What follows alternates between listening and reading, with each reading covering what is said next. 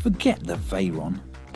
After driving the new Bugatti Chiron, there can be no doubt it is the ultimate hand in a game of top trumps.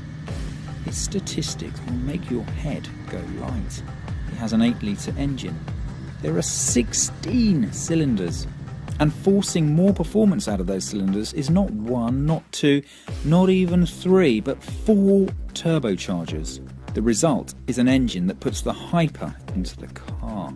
On top of the engine, Bugatti has helpfully stamped its power output, 1500. This is my first time in the new Bugatti Chiron, and we're going to find out what it can do.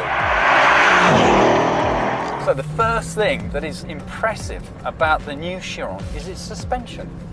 It glides over cobblestones, and the car is so easy to drive that I kid you not, my grandmother, who is 95 and alive and kicking, could drive it to the shops and back. It's that easy to drive. The gearbox is really smooth. It's really nicely measured in drive. What the car wants to do is just take you along on the torque. Whereas you don't need to worry about changing down a gear, you just let it get on with it. Oh, you can feel it kick you in the back, there's a noise, and all hell breaks loose! It boasts a faintly ridiculous 1500 horsepower. That's 1479 brake horsepower. To give you an idea of just how excessive that is, you'd have to combine the engines of 7 Golf GTIs to top the Bugatti's powerhouse. There is nothing like this that I've driven. You feel like you're part of the car, from the steering to the brakes to the way you're sat in the seat and the driving position. It's all happening around you and you feel really involved. It's a great achievement. This doesn't feel like a huge tank that's just going to steamroller down the straights and then tiptoe through the corners, which is what I've heard about the Veyron. It feels like a proper sports car. It feels alive.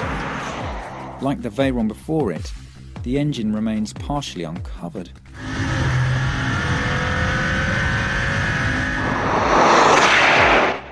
Inside, the driver gets an analog speedometer. It looks beautiful, but more importantly, it gives children peering through the window a view of this car's potential.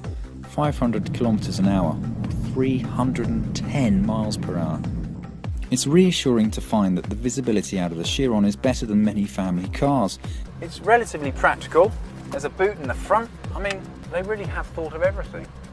I cannot wait for Bugatti to go for the top speed run and try for the world record. It is going to be something special. 270 miles an hour, 280.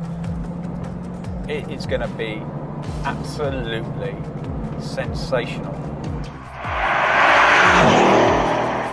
I'm just taking the car back now, and I have to say, I don't want to give it back. I want to head to the nearest racetrack. I want to see what it can do in drift mode. I want to see what the brakes are like after lap of punishment. I want to see just how much fun, how playful it can be, because it feels on the road like it could be a lot of fun. But that will have to wait. That will have to wait for another time.